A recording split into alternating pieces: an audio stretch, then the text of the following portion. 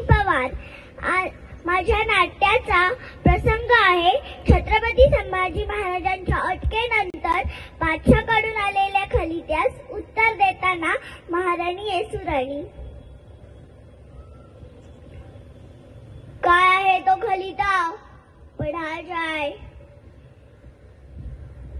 थांबा, वकिलास मारणं ही आमची रीत नाही, म्हणून तूही तुझा वकिली धर्म पाळायला विसरू नकोस।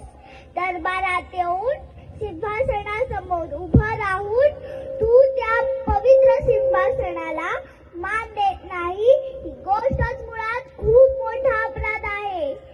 जा आणि जाऊन सांग तुझ्या बादशाला, महाराष्ट्र झुकत नाही, शिवछत्रपतींचे स्वराज्य नमत नाही, स्वराज्याचा मावळा खाली बघत नाही, तो नजरेला नजर भिडवणारा आहे, रक्ताच्या कारंज्यात भिजणारा आहे।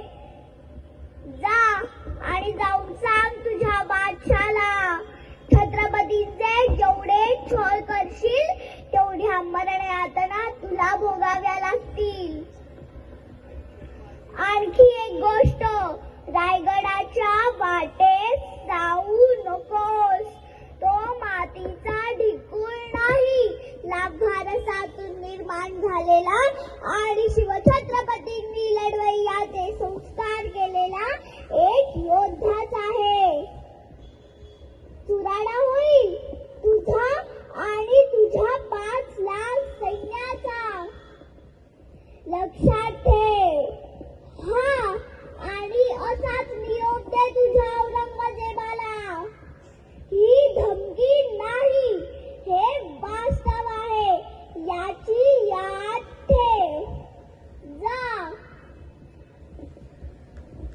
हे राज्य श्रींचे तसेच रयतेचे। आऊसाहेब आणि आबासाहेबांच्या आशीर्वादाने शत्रूचा पुन्हा पराभव होऊन स्वराज्य उभारते होईल असे आम्हास वाटते। आम्ही स्वराज्याच्या कुलमुखत्यार आज प्रतिज्ञा घेतो, आम्ही गड लढू, मेलो तर आऊसाहेबांच्या चरणी मिसळू आणि जिंकलो तर आबासाहेबांची वाहवा मिळवू।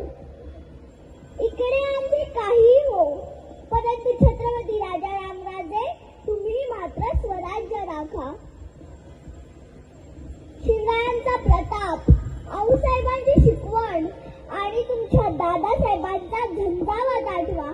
लढा राजे लढा,